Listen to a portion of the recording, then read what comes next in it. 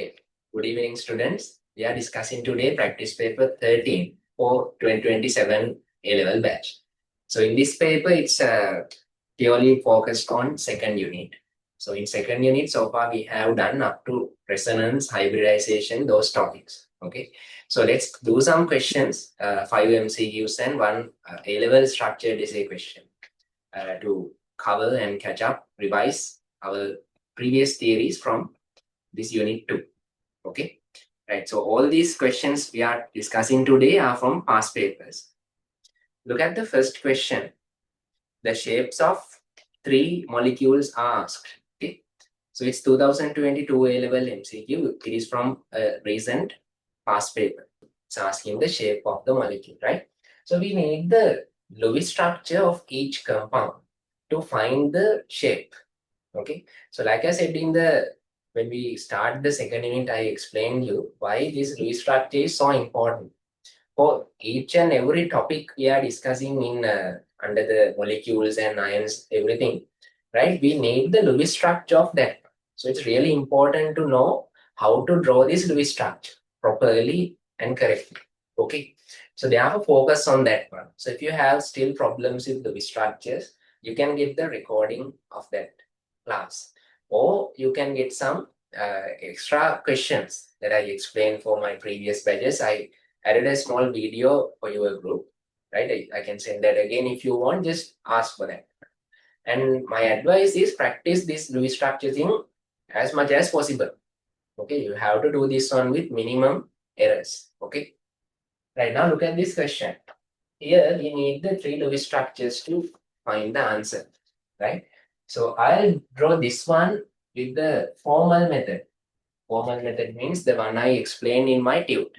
That's the proper method. That is the method for beginners. So we are beginners now, isn't it? Huh?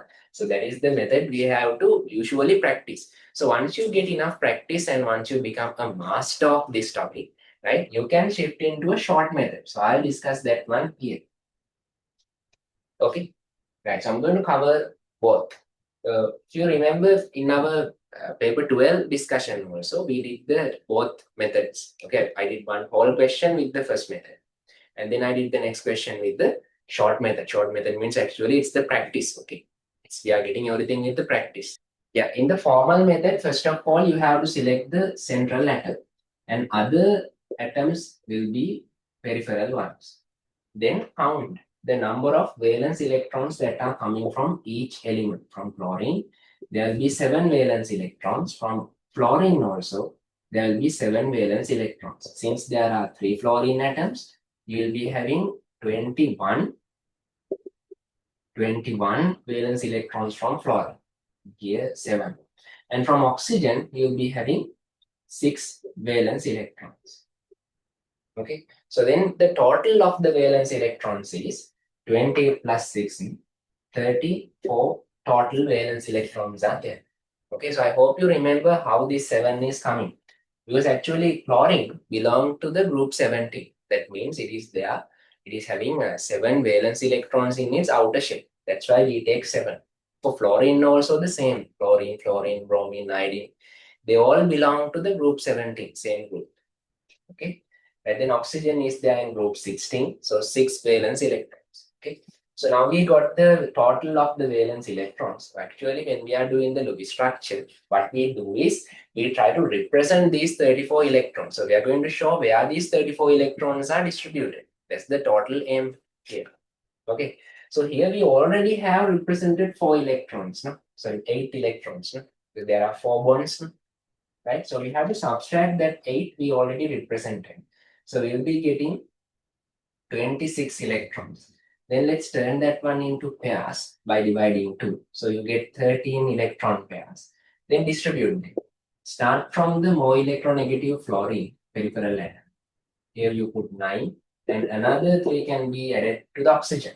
So 12 electron pairs are distributed. So one remaining, the remaining one you have to put to the central fluorine. Okay, then what you have to do, check for the octet of the central atom. You can already see this already chlorine octet is exceeded, right? So it has 10 electrons in this valence shell. So chlorine is capable of doing that one because it is in third period. In third period, third energy level, maximum electron holding capacity is 18, which means it can keep more than 8 electrons. Okay, so it's okay with chlorine here, right? So anyway, then check for the charges. Oxygen will have a negative charge and chlorine will have a positive charge. Okay, so how do we get that one? We check for the formal charge. Okay, formal charge means we find the number of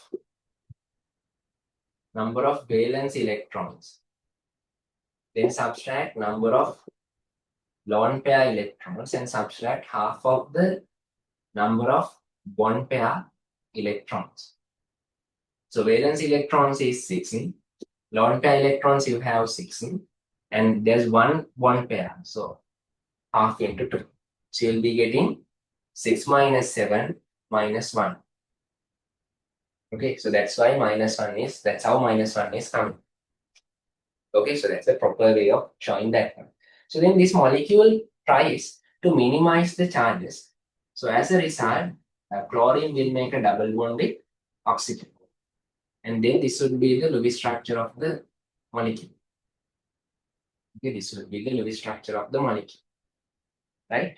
But now let's try to get the shape of the molecules once since we have the proper Lewis structure. Okay. So when we try to get the shape around the central chlorine atom, here it should be chlorine, central chlorine atom, we need to check what are the electron pairs around chlorine. Okay. So around chlorine, you have 5 electron pairs. You have 4 bonds and 1 lone pair. Okay. So PP 5 bond pairs, sorry, 4 bond pairs and 1 lone pair. So you have 5 total VSCPR units. Okay, 5 VSCPR units. Right? So that means it's electron pair geometry. Electron pair geometry is trigonal bipyramid. Trigonal bipyramidal electron pair geometry. So if it is having 1 lone pair, what is the shape? Shape would be, okay, since you have 1 lone pair, shape would be seesaw. Remember, you have to memorize this. Huh? Seesaw shape. Seesaw shape. So how this seesaw shape is actually arranged? Okay.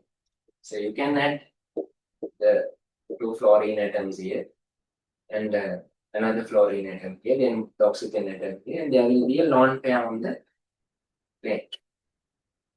Like that. This is how the seesaw shape is arranged. Understood? So like that, your answer should have seesaw at the beginning. So now let's quickly go and see the answers they have given. You can see the seesaw is there in third and fifth answers. So 1, 2, 4 are wrong. Understand? So then my advice is, Lamai, don't draw the second one. Why? Answer third and fifth answers. The second option is always trigonal pyramidal. So no point of drawing that one. No? So you can't decide the answer. So let's go to the last one. FClO3. Right? FClO3. If you draw it properly, you can get the correct answer, isn't it? So even though I promised you to draw the second one is the correct, the short method, I'm not going to do that one with this. I'll use the short method for the last one because then only I can get the answer. Understand? So like that, we have to improve. Yeah. Okay, now let's see. FClO3. Cl is again the central atom. Then put 3 oxygen atoms around that. So now you can see in this molecule, no charge. No charge. And Cl can exceed octet. You know that point also. So if there is no charge and if the Cl can exceed the octet, that means what? Here, therefore you can say oxygen should make, you will practice, you know, oxygen should make double bonds. Oxygen should make double bonds. You know that one with the practice, okay? You have seen that everywhere. So in this molecule also it is making a double bond. So you can think, okay, here also it is making a double bond. So if it is making double bonds, then oxygen will have only two lone pairs. Only two lone pairs. Okay. So then fluorine is never making double bonds. It is always making single bonds, and it will keep three lone pairs on its valence shell. You can see that one, confirm that one from the molecule we already completed, right? Then check for the chlorine, right? Check for the chlorine. So chlorine carries 7 valence electrons. So check whether the 7 valence electrons of chlorine is there. 7 valence electrons, are they present here? You can see 1, 2, 3, 4, 5, 6, 7. You have 7 bonds. That means 7 electrons are coming from chlorine. No? Like that you can understand. So you don't have to put dots in. I just put them here for you to understand. So each bond is made by a contribution of 1 electron from chlorine, other electron from oxygen. So out of these bonds, okay, so if there are 7 bonds, that means 7 electrons are given from chlorine. Understand? So that means its valence electrons are completed. So chlorine will have no charge. Understood? Chlorine will have no charge. So this is the structure of FClO3. Understood? So then check how many repulsion units are there.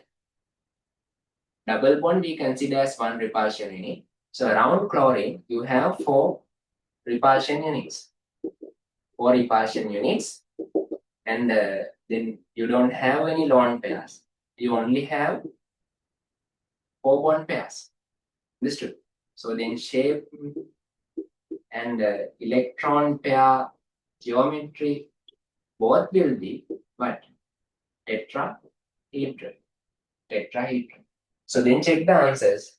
Okay. In third answer, last molecule is identified as square plane. But in fifth answer, last molecule is identified as tetrahedral. So that is the correct answer.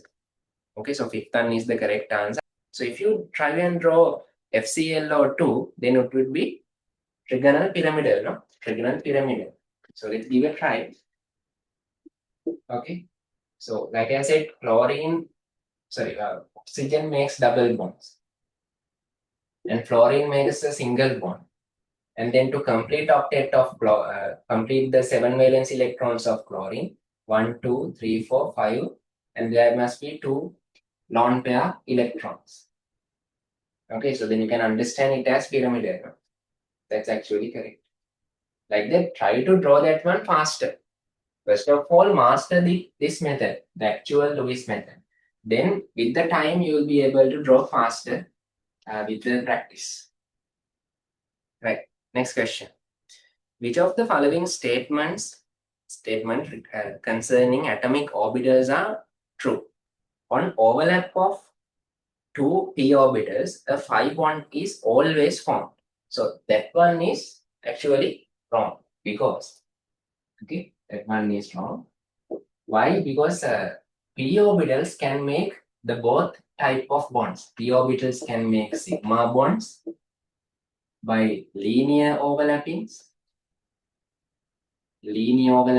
sigma bonds, and p orbitals can make pi bonds also by doing a lateral overlap. Understood? Sigma bonds and pi bonds both can be made by p orbitals. Okay, so nobody can say they can't make sigma bonds. Understand? Not only pi bonds, they are making sigma bonds also.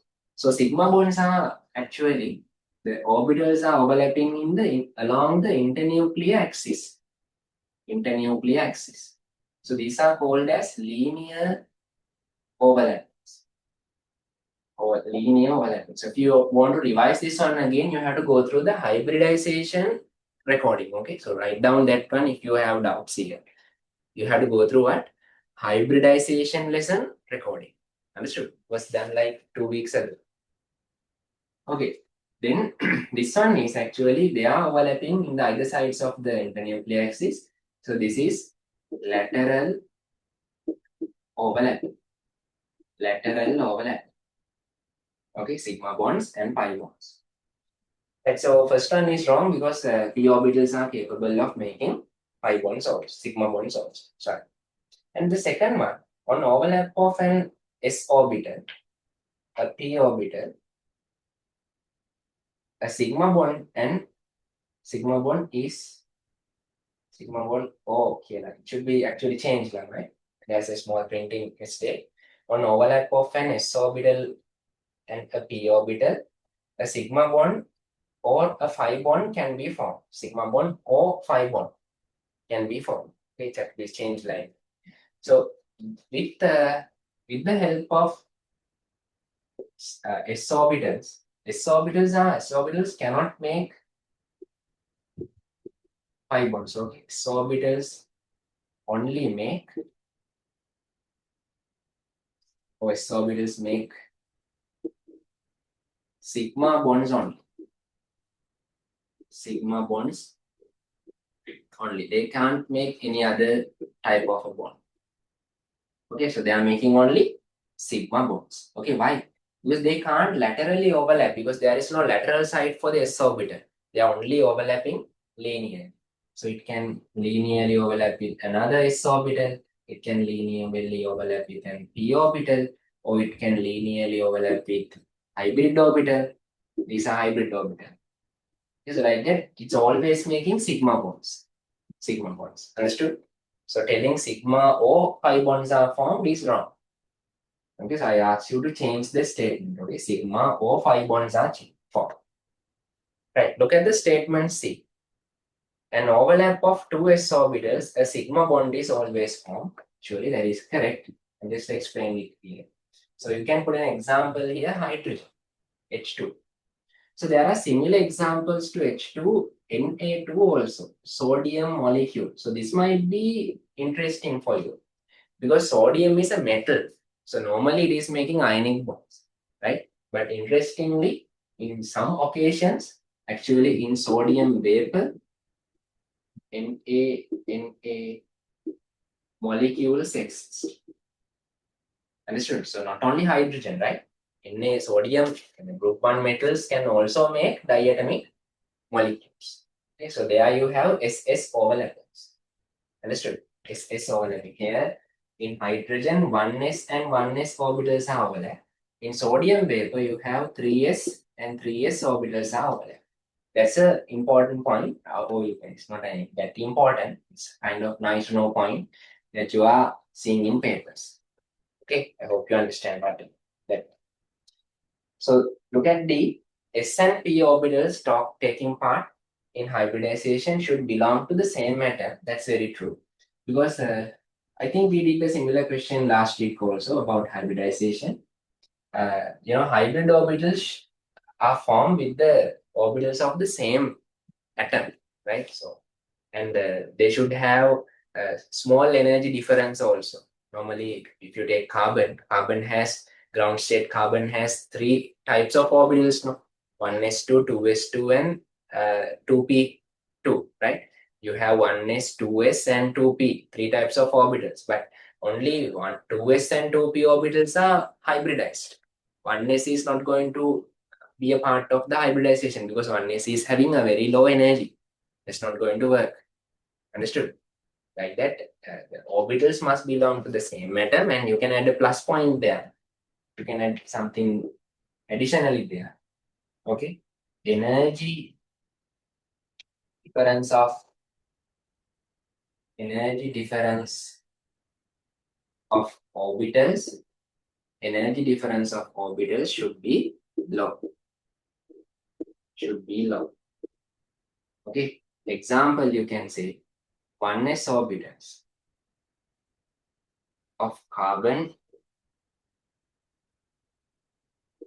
does not take part in SP, SP2, SP3 hybridization. Okay, because 1s is having very low energy. Lower energy than 2s or 2p. Can add that one as an additional. So if the answers are C and D, are they asking for the correct ones? True ones, no? So if answers are C and D, you have to select the answer 3. Right, then you have 3 true false MCQs. We'll go to that also. Okay, first statement is ICl4 minus iron tetrahedral. Okay, question number 3. ICl4 minus. They are asking whether it is tetrahedral. Then the second statement it is telling there are 4 repulsion units. If it is having 4 repulsion units. So what do you think, Lamai? What is the answer for this one? What is the answer for the third MCQ? Right? So we have to get the Lewis structure of ICl4. Okay, very good. Very good. Those who gave the answers, they are correct. Very good. So both the statements are false. We need to explain why both the statements are false. Let's start by getting the Lewis structure of ICl4. Now you know central atom is iodine. Okay. So these are the peripheral atoms. Now think like this. Okay. So iodine brings 7 valence electrons. Out of those 7 valence electrons, right? If there are 4 chlorine atoms, the chlorine or other halogens are usually making single bonds. So to make covalent bonds with those halogens, iodine should release 4 electrons of it, 4 into 1. So to bond with chlorine, to bond with, you can say to bond with Cl. So then you have a negative charge also. Negative charge means an extra electron. Extra electron, right? So that must be there on iodine because chlorine can't keep that extra electron. No, you know that because there will be no charge on chlorine. If it is keeping 3 lone pairs like this, chlorine will not have any charge. Okay, so that means charge must be there on iodine. For it to happen, iodine should have the extra electron. Okay, so then do the simplification and you will get 4 electrons are there on iodine without making any bonds. That means you have 2 lone pairs on iodine. Think like that. Do this thinking in your head. Okay, so you won't have to write anything in the paper. Okay, with the practice, you can very easily draw the any given Lewis structure. Okay, so there will be 2 lone pairs on iodine. So iodine, around iodine, now you can see there are more than 4 repulsion units. No, how many repulsion units are there? You have 2 lone pairs and you have 4 bond pairs. So altogether you have 6 VSCPR units, no, or repulsion units. So for 6 VSCPR units, the electron pair geometry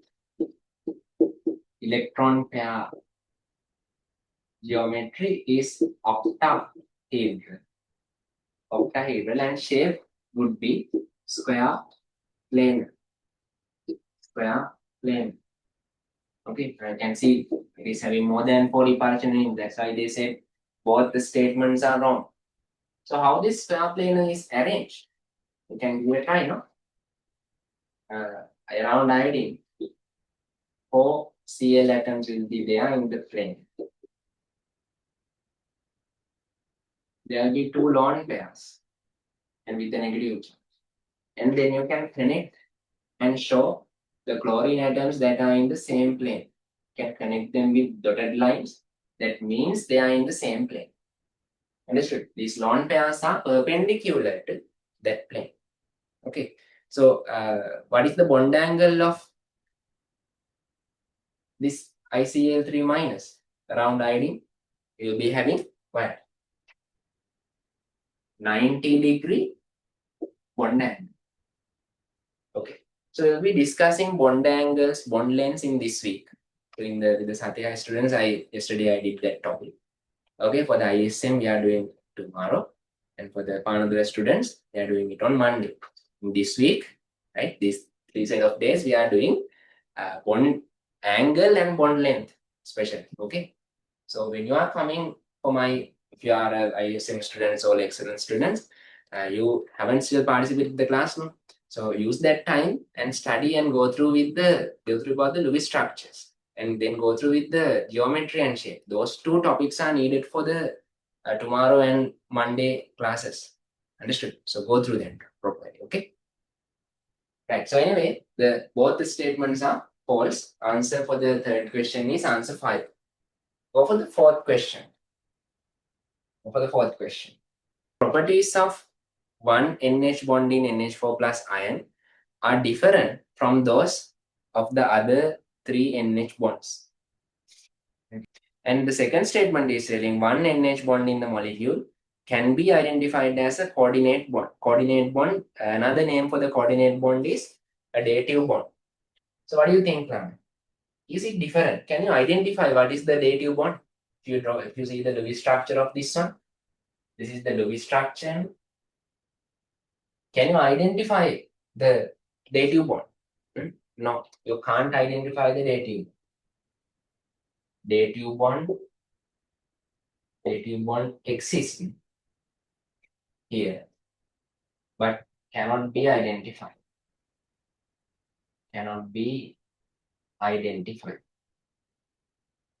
Therefore, first statement is false. You can't identify the dative covalent bond. Okay.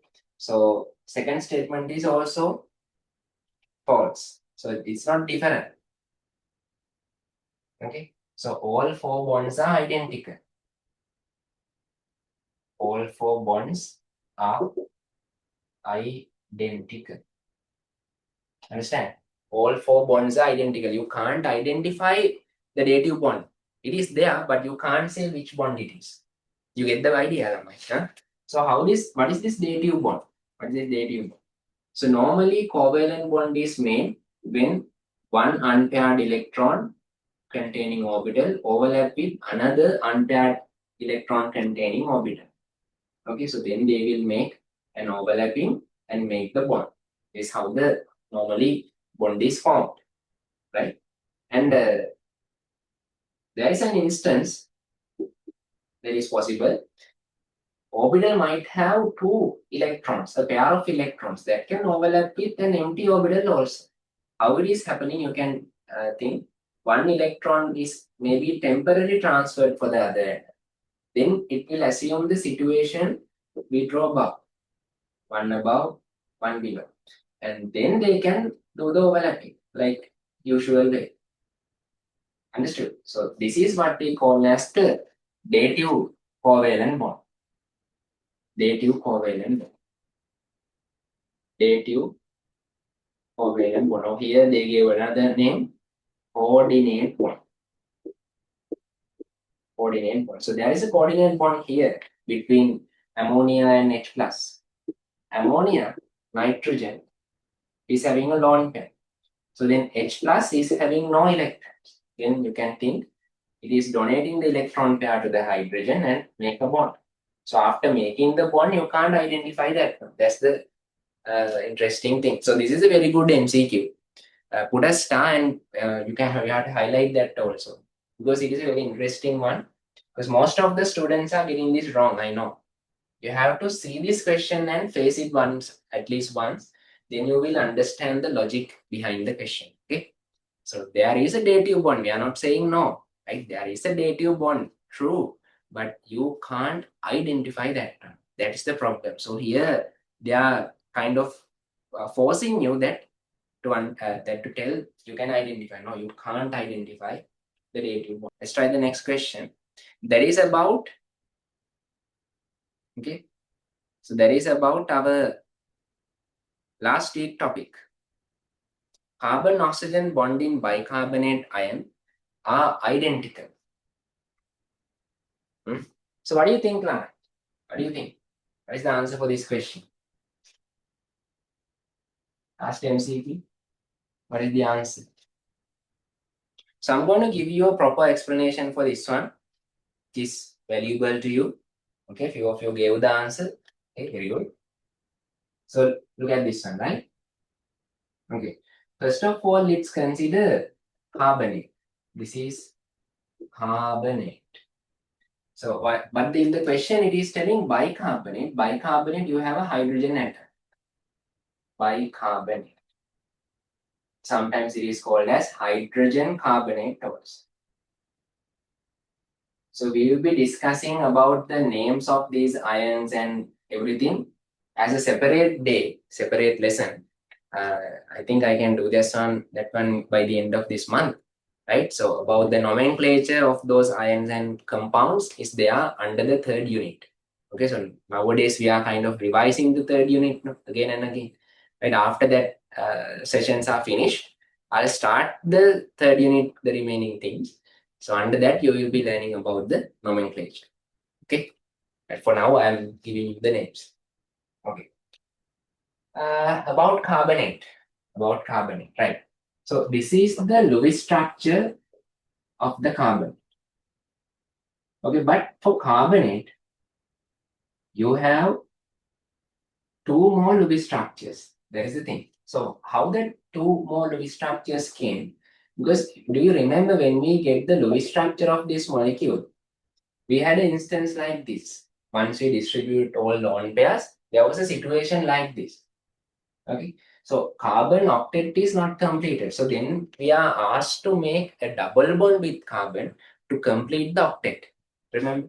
So at that time, I had to make a choice from which oxygen I'm going to make the double bond. But all three oxygen atoms are same, no?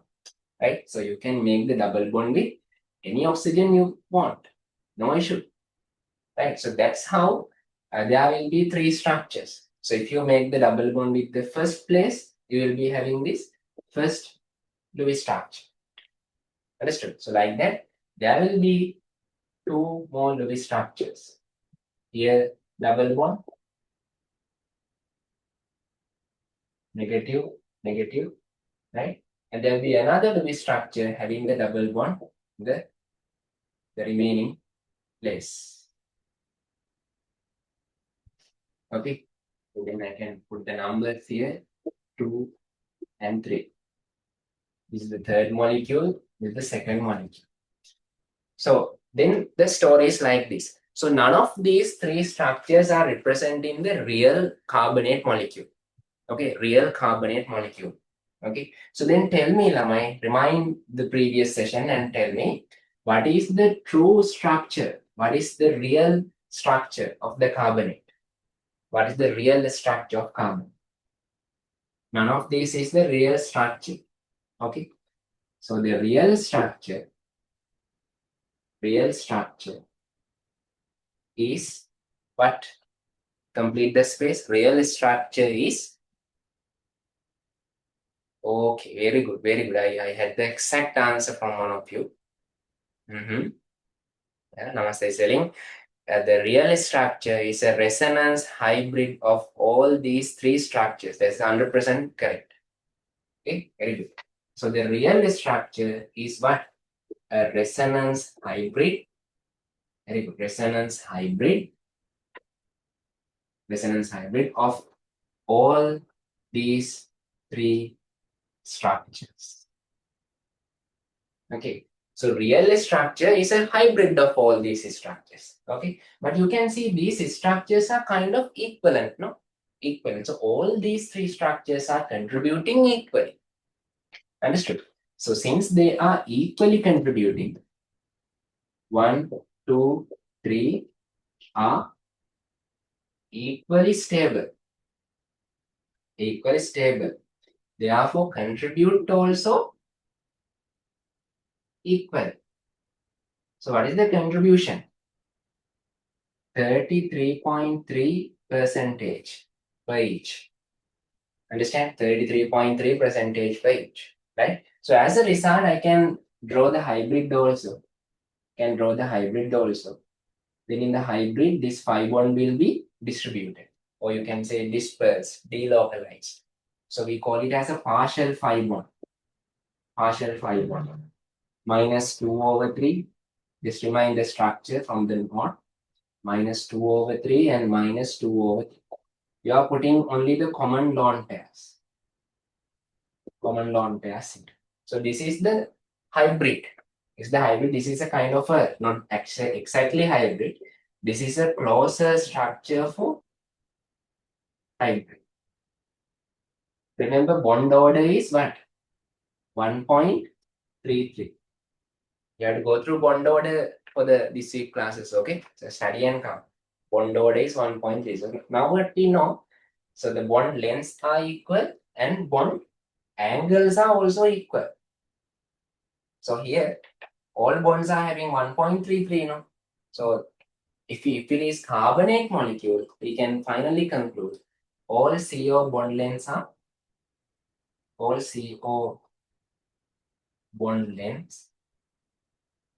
are identical. Identical. Or you can say same. Same bond length is there. Understand? So that's the story regarding carbonate. That is the story regarding carbonate. So if they ask the question, this question for the carbonate molecule. Okay, so if they say carbonate molecule, all CO bonds are identical, it's true, 100% true. Understood? Because carbonate, real carbonate, is a hybrid of all these three structures. That's true. Understood? But if they ask the question for bicarbonate, okay, they ask the question for bicarbonate, it is not going to be true. Okay, so to understand that, let's draw the resonance structures or the other possible Lewis structures for the bicarbonate. Okay, so bicarbonate, hydrogen is connected to oxygen. You have to know that also for start drawing. So those things will be taught in future lessons. So don't worry about that. So this is the structure of the bicarbonate. This is the structure of the bicarbonate. Sorry, here you will be having a double bond.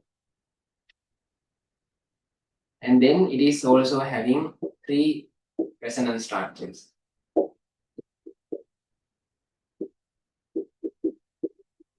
The last resonance structure will have a double bond that is made between oxygen that is connected to the hydrogen. Then it will be having this positive charge. We are having this positive charge. So what do you think about the stability of these three molecules? Are they equally stable? No, because one structure you can see specifically it is unstable. One structure is unstable because of this positive charge. It is unstable. And other two structures are equally stable. Equally stable. Equally stable. Understood? So if you want to put a percentage here, so now anyway, all of them are contributing to the real structure, no, right? So if you want to give a percentage here, let's say this is contributing 40%, this is contributing 40%. You can say this one is contributing the remaining 20% because it is unstable. It is having a lower contribution. Lower contribution because it is unstable. But however, it is contributing, okay? So there are three resonance structures, but the resonance structures are, one of the resonance structure is unstable. So all three are not identical. Two of them are identical. Okay, two of the hybrids, two of the structures are kind of equally stable, right? So then hybrid is a combination of all these structures, but you can't draw the hybrid because there is no way of representing that one. Understood? Understood for that? We can't represent the hybrid. We can't represent the hybrid. Hybrid is there, but we cannot draw that. Cannot draw the hybrid according to that rule because we are capable of at least we can try to draw equally stable hybrids, resonance structures, hybrid for the equally stable resonance structures only. But here the structures are not equally stable, so therefore we cannot draw the hybrid. But we can come into certain conclusions. What is that? Carbon-oxygen bond lengths are not identical. Carbon-oxygen bond lengths are not identical. Instead of that, we can say two carbon-oxygen bond lengths are identical. The bonds that are not connected to hydrogen, these two will be identical. Because in each resonance structure, they are having kind of the same arrangement, right? So these two bonds will be identical, and this one will have some double bond character, but not like the other one, right? So these carbon-oxygen bonds are but two CO bonds, okay, are identical. Identical. So now this is kind of a brain teaser. Think, think. Okay. If I label this one as A, this one as B. So the two carbon oxygen bond lengths are labeled as A and B. Tell me which carbon oxygen bond is longer. Is it A or is it B? Everyone here can try this one. Send a message to the chat. What is longer? They haven't asked such questions on it, but you can answer. I taught you all the theories. You know everything that I know. Okay. So try. Tell me what is A or B is long. Yelama, what do you think? What do you think? Which one is long? A or B? Most of you are telling A is long. A is long. Wrong. B is the one long. Why? Why? Hmm? Because here you have more double bond character. More double bond character. More double bond character is there with A. So, but B is having lesser double bond character. Lesser double bond character. Why? Lesser double bond character because let's label the three structures as 1, 2, 3. 1, 2, 3. Since third resonance structure is unstable. Understood, Lama? So what is the longer one? Double bonds are shorter. Single bonds are longer. Right. So anyway, understood this one? So first of all, learn the theories properly in the theory class. Pay attention, make notes, take notes, ask questions.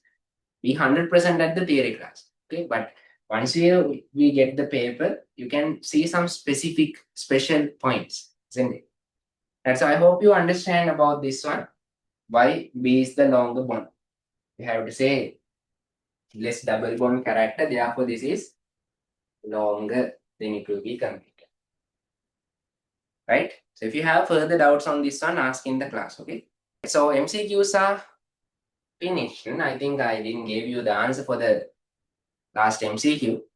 Let's look at the statements and finish that one, Lama. CO bonds in carbonates, bicarbonate, iron are identical. Wrong. One of the CO bond is longer than the other two. And second statement, bicarbonate iron is a resonance hybrid of 3 stable. No, only 2 are stable. So both are wrong. Answer 5. For the third MCQ, fourth MCQ, and the fifth MCQ, answer was answer 5. All 3. But you can see the fourth and fifth MCQs are very good and very important ones. Okay, study them. Study them. So now we are going to discuss 2018 A-level first structured essay. Okay, so this one contains 3 parts: part A, part B, part C. Part B is the usual one related to the Lewis structures and everything. Right? Part A, there are 6 short questions to answer. Okay, so I'll show you those 6 questions coming in the part A. So I'll start the discussion from there. So the first one is, so they're asking whether for you to write whether they are true or false. Okay, look at the first one. The polarizability of halide ions increases with increasing size. Polarizability of halide ions. Polarizability of halide ions. Polarizability. Okay, I haven't discussed that part with the 2027 students yet, but anyway, Look at the discussion. You can watch the recording later also. Okay. Right. So polarizability means, right? Let's say like this, polarizability is there for the anions. Okay. Anion ability to change the shape. Change the shape. So normally we think like cations and anions are pure spheres, no? That's what we think in O levels, no? But actually cation and anions shapes are changing when they are making an ionic bond, right? So anions specially change the shape because usually anion is larger and it is with more electrons, right? So that ability of an anion to undergo such change is called as the polarizability. If the anion is having higher polarizability, then it can change the shape dramatically. Understood? It will change to a shape like this. From a shape like this, shape like a perfect sphere, it will change its shape into this arrangement. Understood, Dhamma? It will be changing like this, right? So anyway, so that ability depends on, that polarizability depends on two factors. One, the first and most important factor is charge. If it is having the negative charge, if it is having a higher negative charge, and if it is having a higher size, then it will be having higher polarizability. That's what you need to understand. Okay. Right. In this first statement, it is telling polarizability of halide ions. So it's asking about the halide ions. So if you go to the group 17, you will be finding halogens. Halogens. So what are the halogens we have? We have fluorine, bromine, iodine. We have 4 halogens for A levels syllabus, right? Out of those 4 halogens, so all those 4 halogens are making anions. So they can make F minus, Cl minus, Br minus, I minus. Those are called as halides. Halides. So downward the group, what will happen to the radius? Now you know the theory, no? Now you can tell me. Downward the group, what will happen to the radius? Radius increases. That means size increases. Okay, you can say size also. With the increasing of size, what will happen to their polarizability? It will increase. That is the idea. Okay. So the polarizability of halide ions increases with the increase in size. First statement, answer is true. First statement is true. Okay. Then let's go to the second one. Right, look at the next one. That is relevant for you. The ONO bond angle of NO2 is greater than that of NO2 minus. Okay. Actually, this is this week's topics. Right? You need to get the Lewis structure of this molecule, an ion. Okay, NO2 molecule, you will be having a single electron on nitrogen. Okay, but in NO2 minus, you will be having a pair of electrons on nitrogen. Here you have a positive charge, and here you have a negative charge. Okay, so that single electron, and you have a pair of electrons. Understood? So the actual bond angles will be, this will be around 117.5. Why? Because we learned earlier 120 is the trigonal planar angle. From that, you have to subtract 2.5 degrees for one lone pair. Okay, so then the 117.5 value will be coming. Okay, but for this one, students are getting confused. Why? Because you haven't learned such repulsion unit. So it's a what repulsion unit? So it's not very common actually. There you have only one electron, right? So it's a single electron repulsion unit. So you don't have any idea regarding the repulsion power of that one. So I have to teach you that one as a separate. Repulsion power is lower than dP and LP. It's a very weak repulsion unit because there's only one electron. Understood? As a result, this is what is nice to know one. As a result, the bond angle of this one is 134 degrees. That's a special point you are learning here. Understood? Okay. So then what is the answer for the second question? NO2 is greater than NO2 minus, that is also true. So you don't need to know the values to answer this one, right? You just figure out there's only one electron and here you have a pair of electrons. Obviously, you know here you have more repulsion. Then you know one angle is low. Understand? Know that now. You don't need the values and this stuff. You can easily find the answer. Okay, that's how they ask the questions in the exam modes. Right. You will be learning more about the bond angles tomorrow. All the factors that are affecting. We'll have it tomorrow and Monday. Sateha students had that idea yesterday. Okay, we'll be having a proper discussion this week. Look at the third point. London dispersion forces among CCl4 molecule are smaller than the London dispersion forces of SO3 molecule. So again, you haven't learned this one, 2027 students. But look at this last point, I think, but it's not done for you. Anyway, right? For CCl4 is a non-polar molecule. Non-polar, and it is having a larger size, larger mass, and then number of electrons are also higher. Therefore, it will be having more London forces. Okay, example, you can convince that one CCl4 is a liquid at room temperature, but SO3 is a gas. Okay, SO3 is having lesser London forces. The SO3 is also a nonpolar molecule. Nonpolar, it is a gas at room temperature.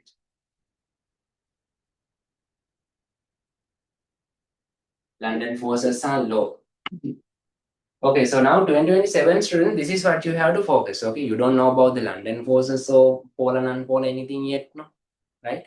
So what you have to think is this: if there is an attraction force called intermolecular attractions. The attractions exist between molecules. So if these attractions are better, is it easy to vaporize or is it difficult to vaporize? Think about that. Is it easy to vaporize? Is it difficult to vaporize? If the attractions are better, it is very difficult to vaporize because the molecules are not likely to move away from each other. They are very likely to have themselves together in close proximity, right? So if the attractions are weaker, then it is having the chance to vaporize. Understand? Think about that one. That is what we need here. Okay. So that's why this is a gas at room temperature. It is already become a gas. That means lesser attractions are there. Here it is a liquid because it is having good attractions. That's why London force is a intermolecular attraction. Intermolecular attraction. You will be learning this one within this month. Okay, 2027 students. Right. So that's the last point. So anyway, you can see that everything is explainable. So what about the answer? London dispersion forces among CCl4 are smaller. No, it is false. So third statement is false. You have to write false, okay? Don't write F, don't write process. Those are wrong, okay? You have to write false. Okay. So let's go to the interesting part. Third one. So fourth one. Shape of HSO4 minus is trigonal bipyramidal. Shape of HSO4 minus is trigonal bipyramidal. What do you think? Is it true or false? Here the hydrogen is connected to oxygen. Okay, now hydrogen is connected to oxygen. HSO4 minus. So this is the Lewis structure of HSO4 minus. Okay, now tell me. So there are 4 repulsion units around sulfur. 4 repulsion units around sulfur. 4 BSCTR units. And there is no lone pairs. So its shape and geometry is going to be tetrahedral, not trigonal bipyramidal. Understood, Pudi? That is false, no? So fourth one is also false. Right? And then look at the fifth one. All 3D atomic orbitals of an atom are represented by quantum numbers 3 to 1. 3 to 1. If it is 3D, 3 represent the main quantum number or principal quantum number, which is representing the energy level. D is the sub-energy level. No? For the D, you have L values, is going to be 2. Precisely, you know that one. But don't forget, D sub-energy level is having 5 orbitals, 5D orbitals. Understand? So each orbital will have a different ML value, -2, -1, 0, +1 and +2. So ML values are going to be 4. 5 values are there. So telling that they always be 1 is wrong.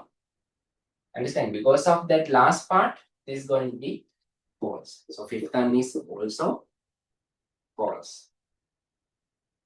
Okay, all they are telling all. That's the problem. Not all. Okay, there's only one.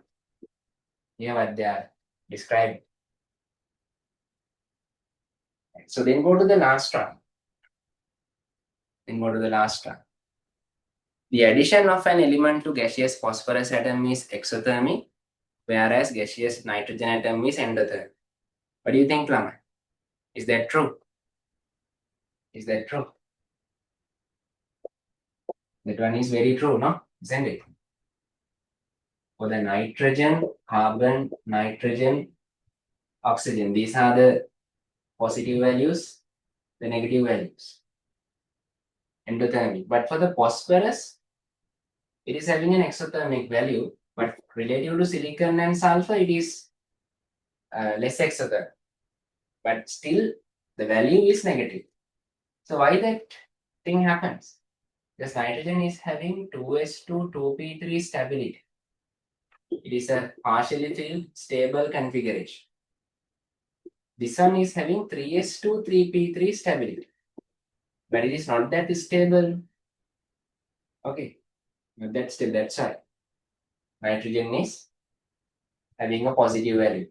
So Eg1, first electron gain energy, positive values, you must remember. Who will be having positive values for the Eg1? So you have all group 2 elements, all group 18 elements, and nitrogen on in group set 15 nitrogen. So because they are having stable configurations, NS2, NP2, NP3, sorry, those are stable. Is that clear? So that's what you need to remember from Eg1. Right, so the last statement is true. Phosphorus exothermic, nitrogen endothermic. So you might need that this also. If it is a positive value, that is endo. If it is a negative value, that is an exothermic value. So you will understand more about endo and exo in our unit 5. Okay, just wait few months. You'll be doing that one properly. After that, these MCQs will be very easy. Okay, so don't worry. Okay, so then let's go to the Lewis structure part. So here can you see they haven't given you a skeleton. That means what? There is only one central atom. There's only one central atom. Which is going to be what? What is the central atom here? The least electronegative element. What is the least electronegative element we have here? SFN, sulfur. Sulfur. Usually the first written element is low electronegative. SF3N. Okay. Right. Now, if you use the proper method, right? How many valence electrons are there from sulfur? 6. From fluorine, 7 into 3, 21. From nitrogen, you will be having 5. So there is no charge here, right? Think no charge. Yes, no charge. So that's all here. If there is a negative charge, you have to add electrons. If there is a positive charge, you have to subtract electrons. I hope you remember. Right, so it was not included to today's discussion. Eh? So 21 plus 6, 27, 32. From 32, subtract 8 electrons, which you already have represented. So you have 24. 24 electrons means 12 electron pairs. So those all 12 electron pairs will be finished once you distribute them to the fluorine and the peripheral nitrogen. Okay, then you can check for the octet of sulfur, it's completed. 4 bonds are there. Then check about the charges. This will be having +2 charge. This will be having -2 charge. So you can minimize the charges by making more bonds. So even applying the usual traditional method, you can get the answer quickly. So this is the Lewis structure. Remember, be careful to draw all the dots properly. The Lewis structure of SF3N. You can follow our fast method also if needed, right? The molecule is SF3N. So with practice, you know, all fluorine atoms are making only single bonds. Single bonds. Then you know, if it is a nitrogen, to have a neutral charge, have no charge, it must make a triple bond. And by the way, sulfur is also making 6 bonds, so no problem. Like that, with the practice also, you can draw.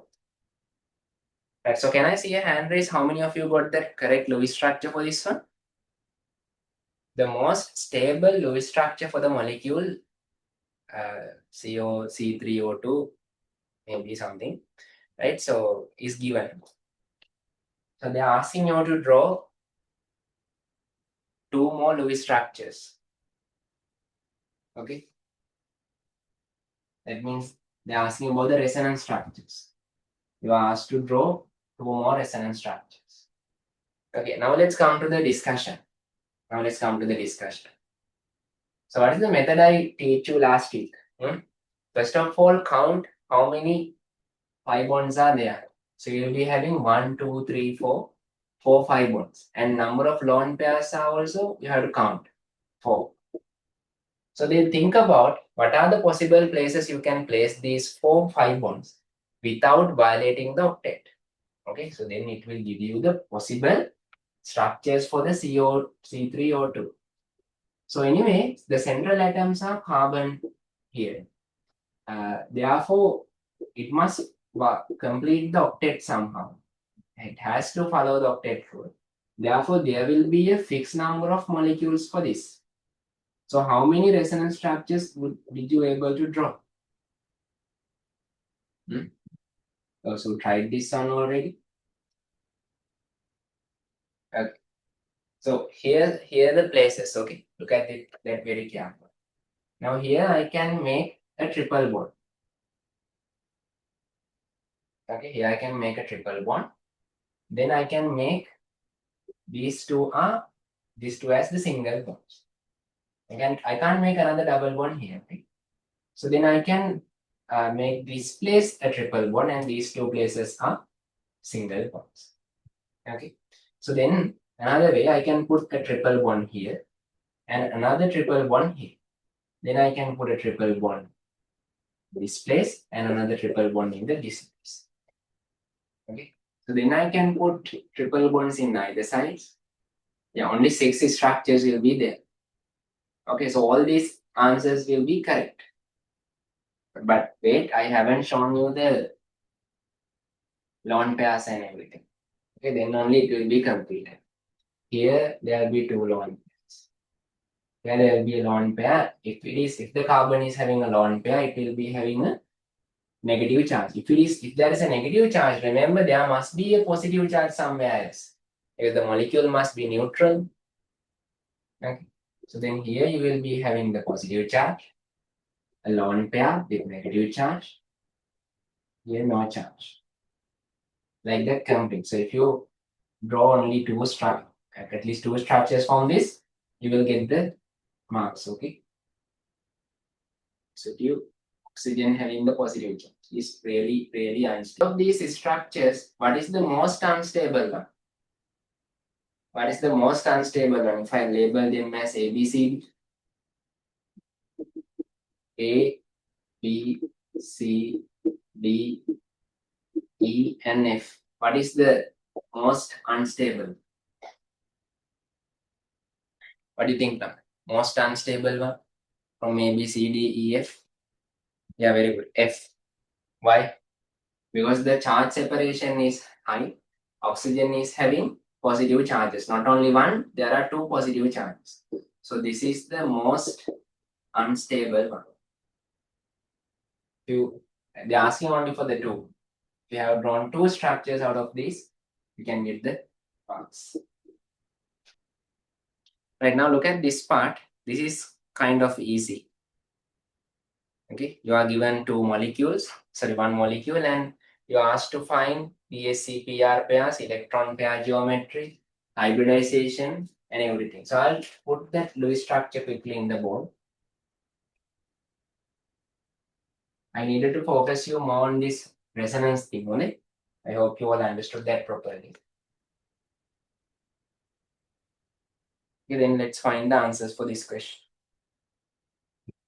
So you have F, C, there is a double bond with oxygen, and then nitrogen.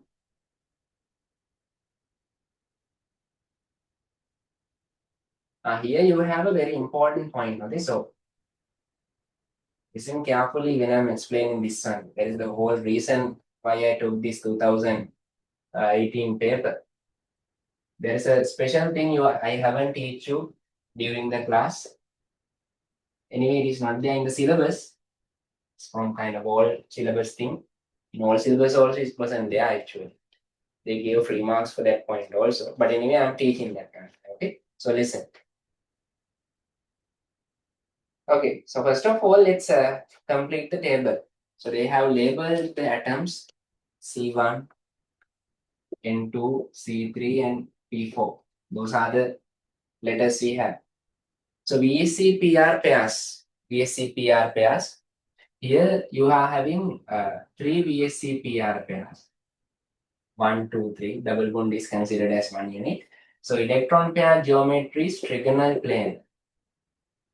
Trigonal plane. Hybridization, shape is also trigonal plane. Trigonal plane. And hybridization is going to be sp2. Because one p orbital should be reserved to make the 5 bond with oxygen. Okay, so one p orbital is kept unhybridized to make the 5 bond with oxygen.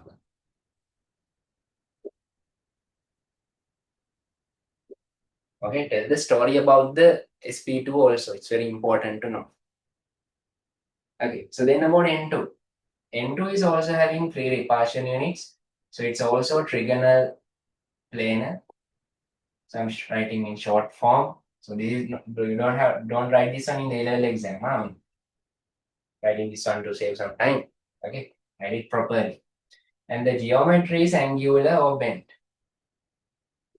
Angular or bent. And again, hybridization is sp2. You can see that also have make a 5 bond. Then if you take C2, you have 2 repulsion units only. Right? Then it is linear. Then geometry and shape both are linear. sp hybridized. You can see that carbon has made 2 5 bonds. So that means 2 p orbitals are reserved for making that 5 bonds. And another special point, these 5 bonds are perpendicular to each other. Perpendicular to each other. It's a special another point, right? So about phosphorus, how many repulsion units are there? 4. Then it is tetrahedral. Shape is also tetrahedral. And hybridization is sp3. hybridization is sp3. Okay. Right. Then they are asking about the bonds, the sigma bonds. Okay. First one is FNC1. FNC1, you can say FNC1. Okay. You can say F1 is having sp3 orbitals, or C1 is having sp2 orbitals, or you can say 2p sp2. Okay, first one is F and C1. The next one is C1 and N2. The next one N2 and C3. C3 and P4. P4 and Cl. So good question, no? So what do you think now about C1 and N2?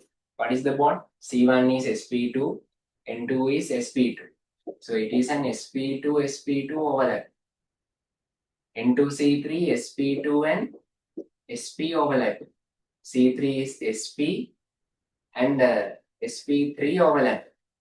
P4 sp3, or you can say sp3 if you want, or you can say sp3 and what?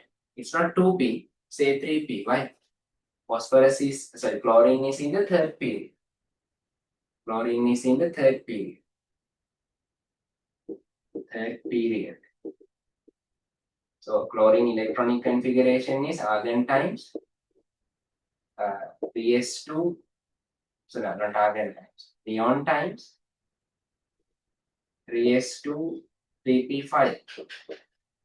Okay, so you have one p orbital here remaining to make the bond. So it's 3p, not 2p.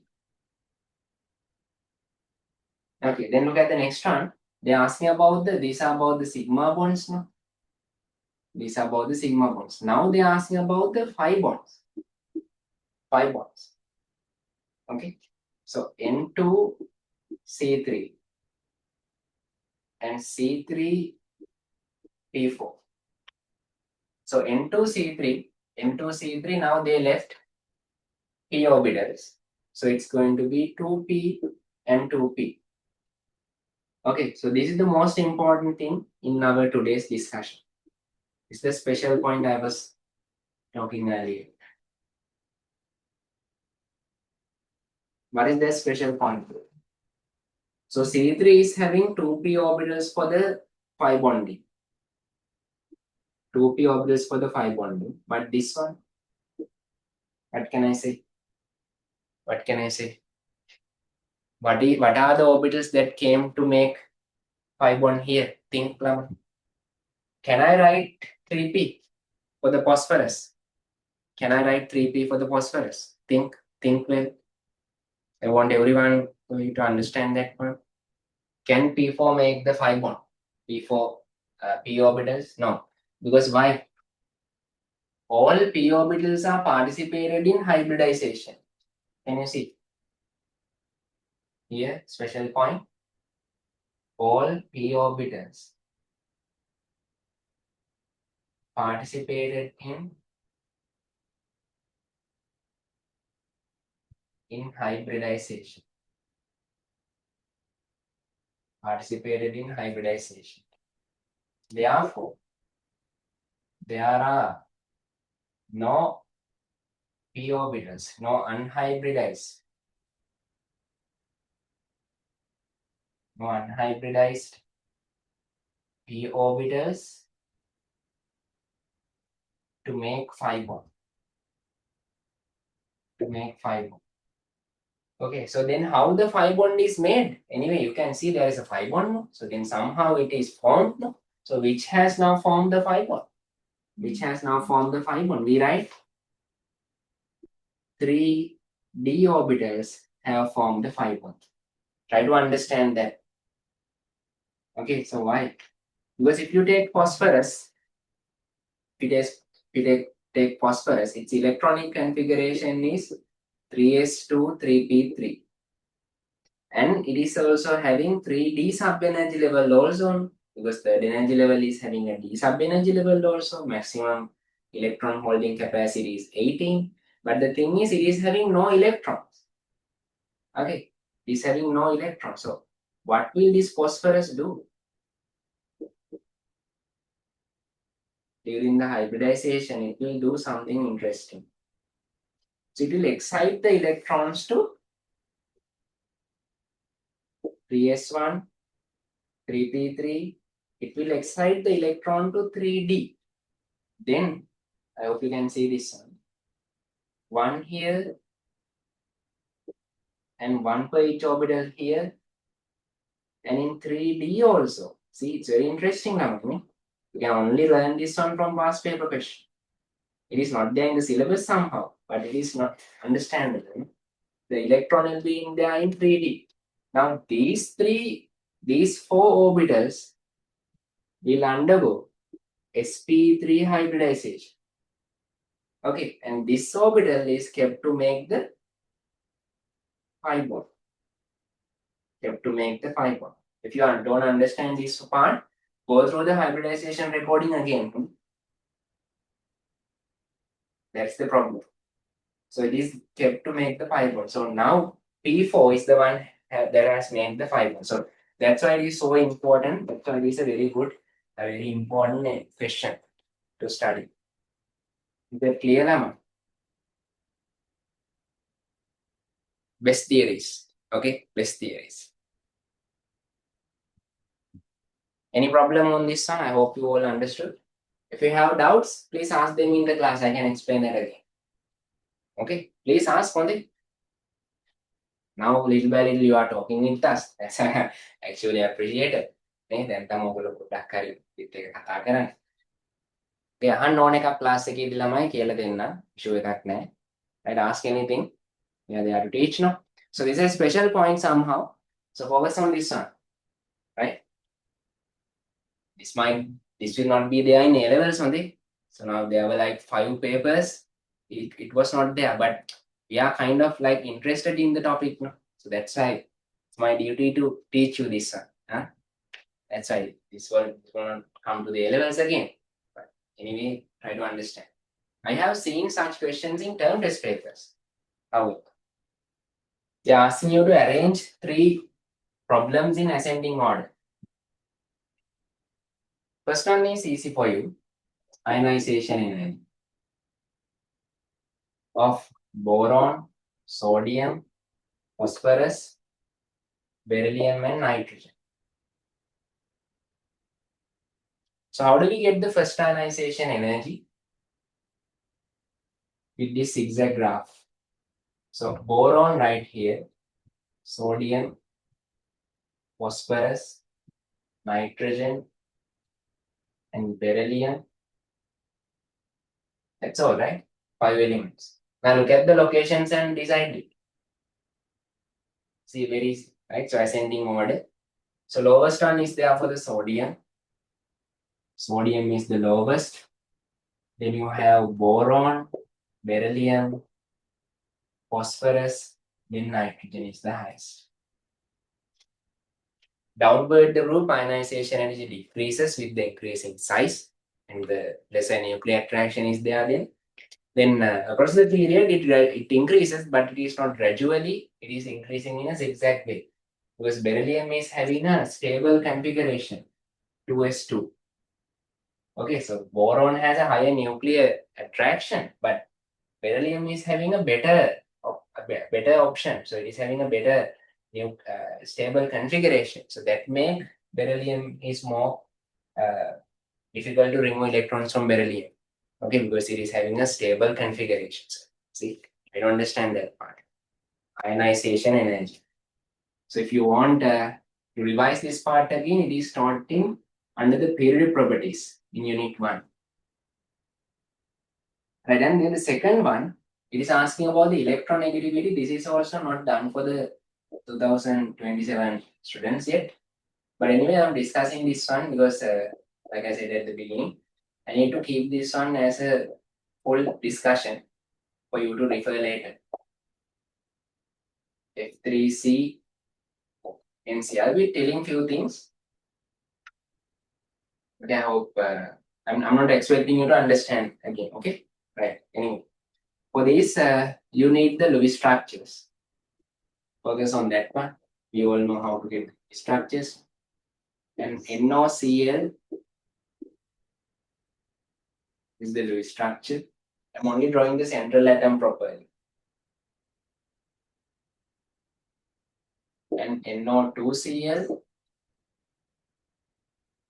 the Lewis structure. NH4 plus. So, and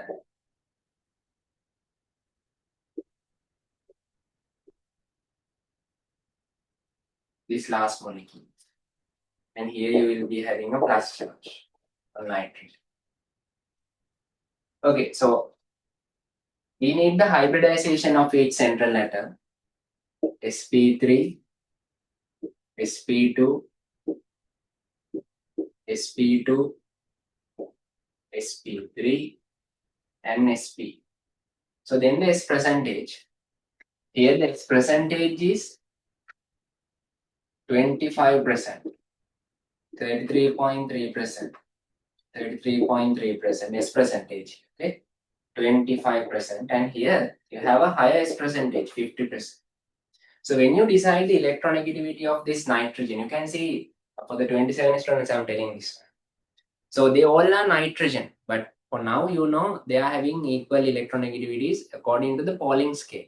Nitrogen is having 3.0 as the Pauling scale electronegativity. But the thing is, nitrogen electronegativity is slightly changing depending on their environment, depending on how many bonds they make, how many, hybridization, various factors are affecting, right? So in your tube, there will be a extra part, separate part to teach you regarding this electronegativity variation. I haven't done that part yet, but anyway, for that you need the hybridization and Lewis structure theories. Basically, Lewis structures is there everywhere, okay? Right. And then if you are having more S percentage, there is a mnemonic for that one, scope. Scope. Okay, scope is represent S percentage. C represents charge.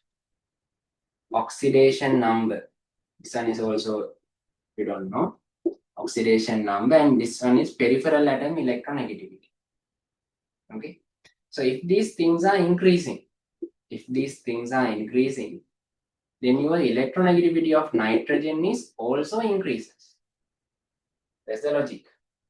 We'll discuss them properly why this is happening. But for the sake of getting an answer today, we'll just consider the factors. So if the S percentage is higher, that is the top priority. You have to consider them in this order: first, second, third, and fourth. Right? So first priority is given for the S percentage. So highest electronegativity is there for the F3CNC because it is having 50% S character. Then you are having two 33.3% S characters. If they are having same S characters, then look at the charge. When you look at the charge, you will see there is a plus charge for the NO2Cl in its Lewis charge. So then next one is NO2Cl, and the next one is NOCl.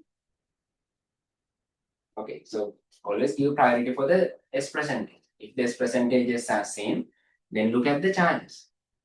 Then finally we have 25% molecules, and here in NH4 plus you have a plus charge. So then again NH4 plus and NH3. This is the answer. It's not difficult now, right? 27 students will learn that one properly, the theory class.